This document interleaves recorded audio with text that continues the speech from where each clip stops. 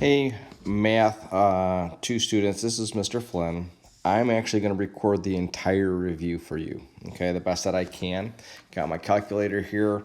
These are all the problems that you're going to see on the test, but I'm going to go through it so that you have a better idea. So you'll have this video, you'll have your own worksheet then to work on, and there's also going to be an answer key there, okay? Please make sure you upload your assignment after you're done. So, problem number 1, A. We're adding, it says simplify, right? So we're adding a polynomial to another polynomial. When you're adding, that means everything in here keeps the same sign they have right now. So if we write the real long string, we have 3x to the fourth minus 5x to the third plus 7x squared minus 8 plus 9x to the fourth. Remember that 9x to the fourth is positive, that's why that plus sign's there. Plus x to the third plus 10x plus 2. They all keep the same addition or subtraction sign. Now we collect the like terms. So we have an x to the fourth term, positive 3x to the fourth, plus 9x to the fourth is 12x to the fourth. That's done. So then to the x to the thirds, we're going to go in descending order of the degrees of the exponents. So we have negative 5x to the third and a positive 1x to the third. So when we take a negative 5x and a positive 1, we get a negative 4x to the third. And then we only have one x squared term, so we just write that. Don't have to collect it with anything. Then we only have one x term, so we don't have to do anything with that. And then the last one is the constant. We have negative 8 and a positive 2. Negative 8 plus 2 is negative 6. And there's your answer. Okay? Over here, doing the exact same thing. Let me change up colors. Basically, because we're subtracting the polynomial, we change the sign of everything. So we start with 3x to the fourth minus 5x to the third plus 7x squared minus 8. Notice that the first polynomial, we keep all the signs the same. It's the second one with the subtraction sign that we change. So that becomes minus 9x to the fourth, minus x to the third, minus 10x, minus 2. So when we collect those like terms again, we have the x to the fourth, but we have a positive 3 and a negative 9. When we put that together, we get a negative 6x to the fourth. Notice that the variables and the exponents don't change when you add or subtract those terms. Then we have a negative 5x to the third and a negative x to the third becomes negative 6x to the third. The 7x squared stays the same because there's nothing with it. Now it's a negative 10x. There's nothing with it. And then last but not least, we have the negative 8 and negative 2. When we put that together, it's negative 10. And there's our answer for that. Okay? Excuse me. Now we're multiplying. Okay? So here, we can use that FOIL method. Remember FOIL? First, outer, inner, last. So we multiply the first terms. That's 6x squared. We multiply the outer terms. That's positive 3 times positive 5 is positive 15x. Inner terms, negative 7 times 2x is negative 14x. And then the outer terms are the last terms of each binomial. Negative 7 times 5 is negative 35. Now we collect the like terms on the inside. So we get 6x squared. 15x minus 14x is plus 1x. You can put the 1 on there. You can leave it off. Minus 35. And you're done. When we go to the B, this is a good problem. You're going to see this. It's just a binomial raised to the second power, which just means 4x minus 3 times itself. 4x minus 3. Just like 5 squared is 5 times 5. All right, and now again, we can use that FOIL method. First terms, 4x times 4x is 16x squared. outer terms, 4x times negative 3 is a negative 12x. Inner terms, negative 3 times 4x is negative 12x. And then last terms, negative 3 times negative 3 is positive 9. Collect those like terms. 16x squared minus 24x plus 9. And we're done. Okay? The last one, and again, you know how I like to do this one. I like to use a stack method. I have a binomial times a trinomial. Now, if you don't want to use the stack, you can distribute here, here, here, and get 3 terms. And then distribute here, here, here, and get 3 terms. So you'll have 6 terms altogether, and then you collect the like ones, okay? I like to use that stack method that I showed, where I'm just going to keep this trinomial written here, and I'm going to write 2x minus 1 below it and multiply. So negative 1 times 7 is negative 7. Negative 1 times negative 6 is a positive 6x. Negative 1 times 5x squared is negative 5x squared.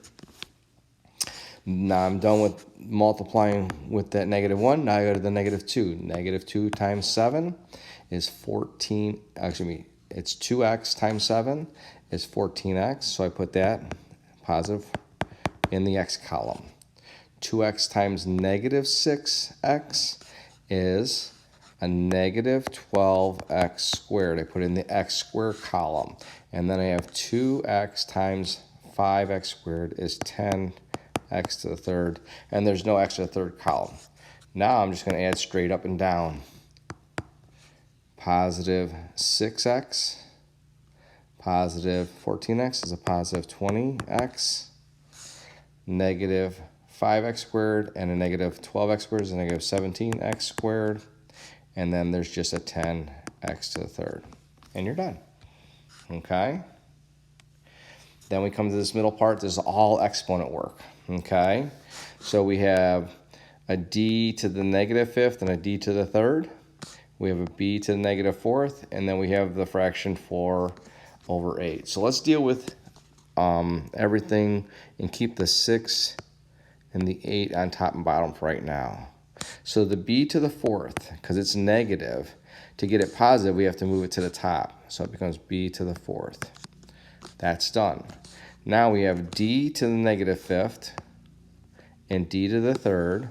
So really we take the largest number, 3, and we're going to subtract the smallest number. When you do this in your calculator, put 3 minus and then negative 5. When we do that, we get 8. And the positive 3 was on bottom, so d to the 8th is on bottom. Now we have to reduce the 6/8. We can divide the top by 2 and the bottom by 2. And that becomes 3b to the 4th over 4d to the 8th. Okay? Over here, we're just multiplying straight across. So 4 times 2 is 8. X times x squared.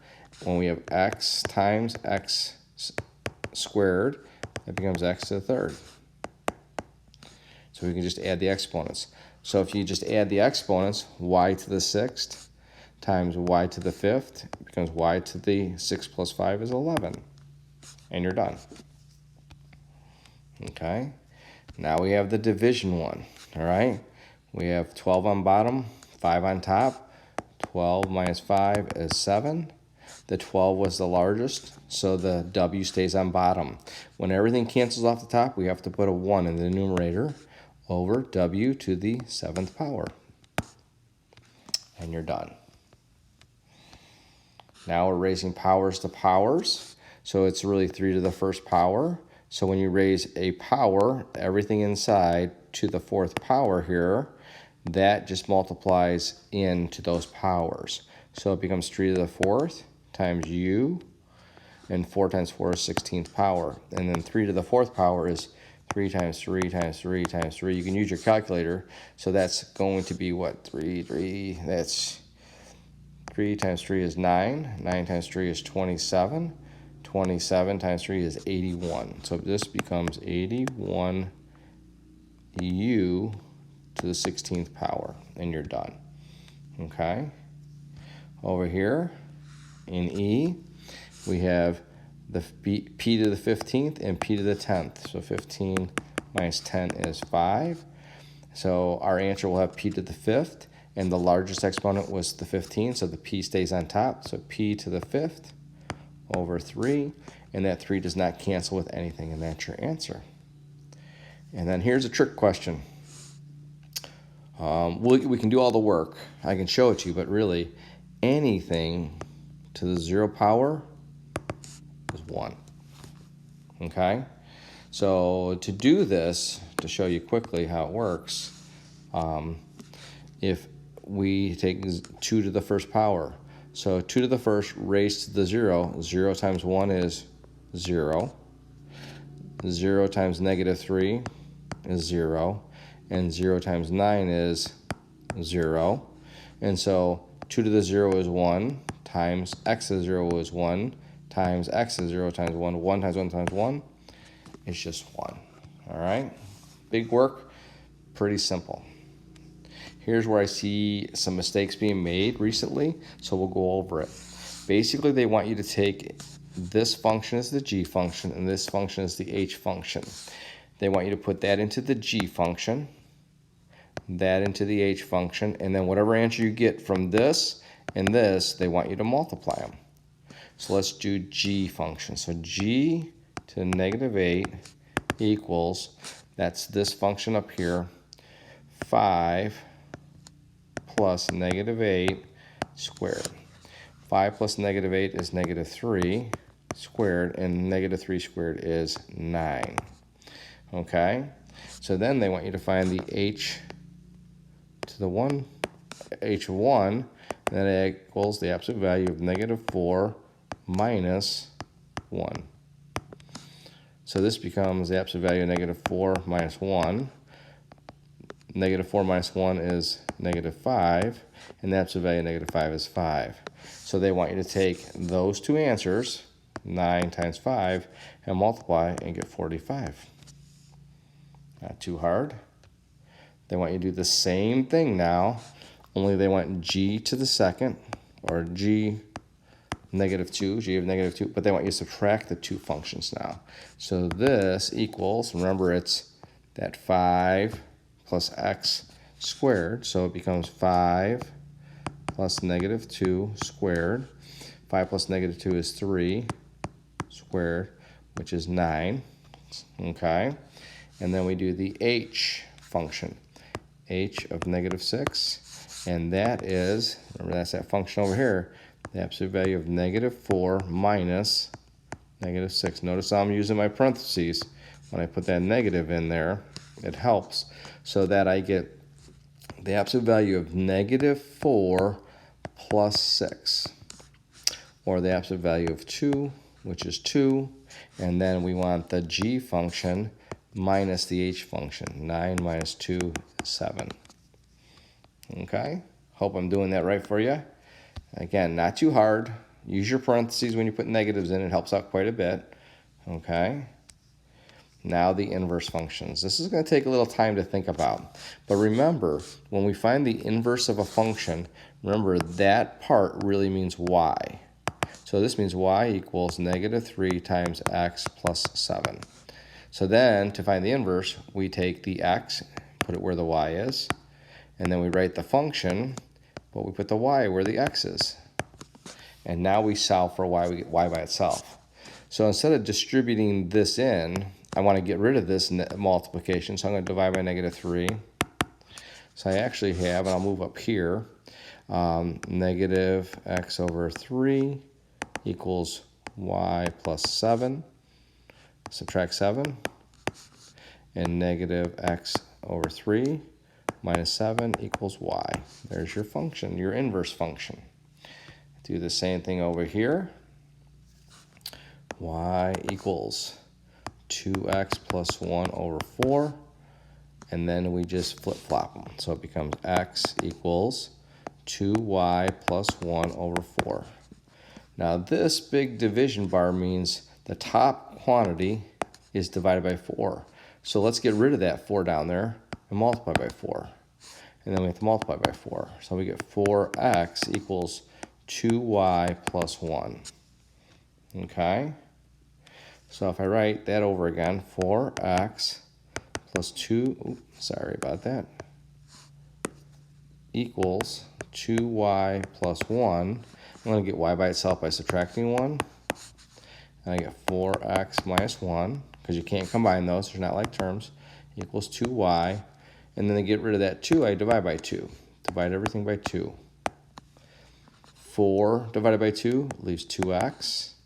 Minus 1 divided by 2 is just 1/2, equals y. And there's your answer. Okay? Hopefully that helped there. As we move along, you got to know your functions here.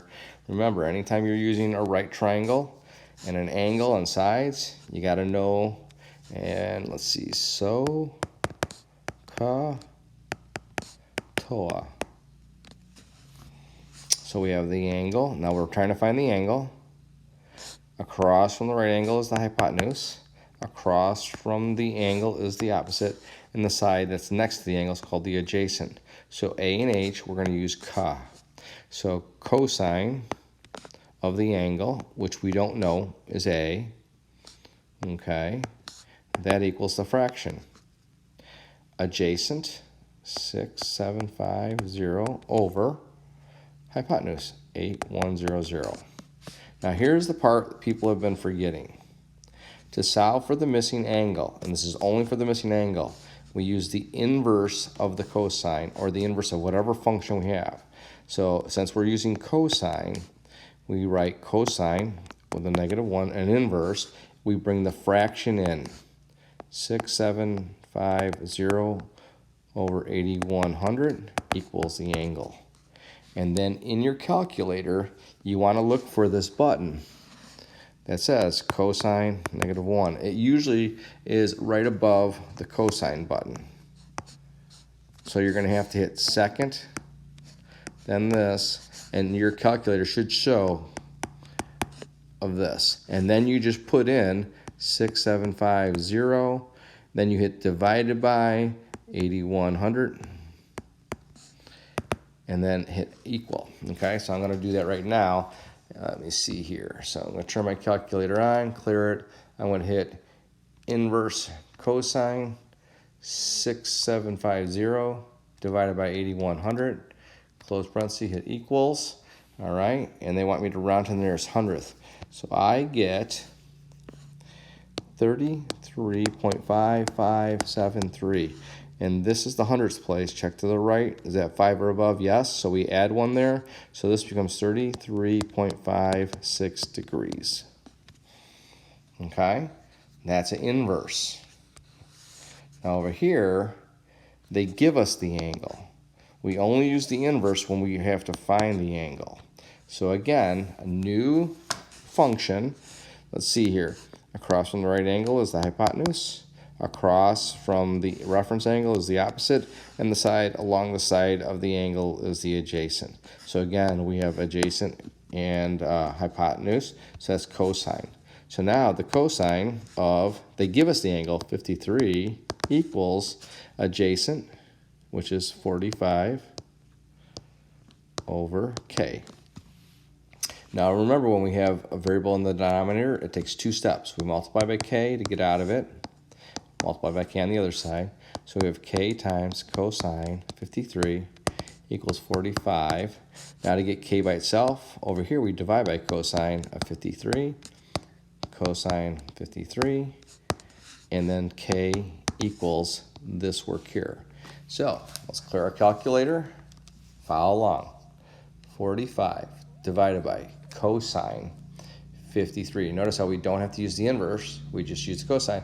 Hit equal, and we're going to get 74.7738, round to the nearest hundredth. There's the hundred place. Check the right. Is that 5 or above?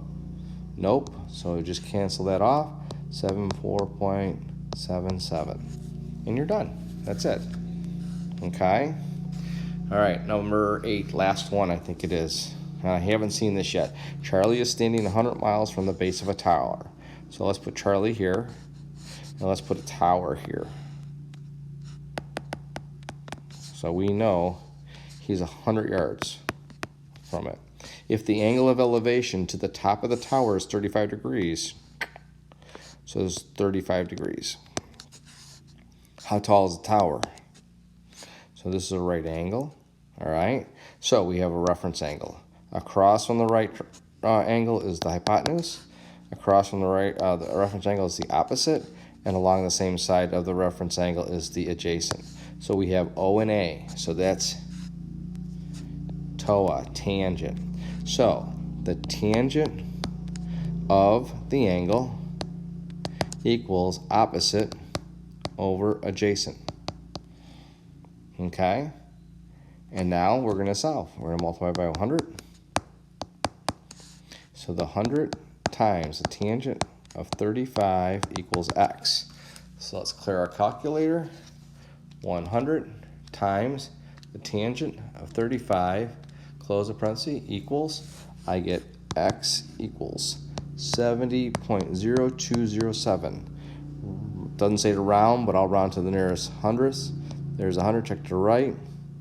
That's not 5 or above, so my answer is 70.02. And again, we're talking about yards, so let's put that on there. So the tower is 70.02 yards tall.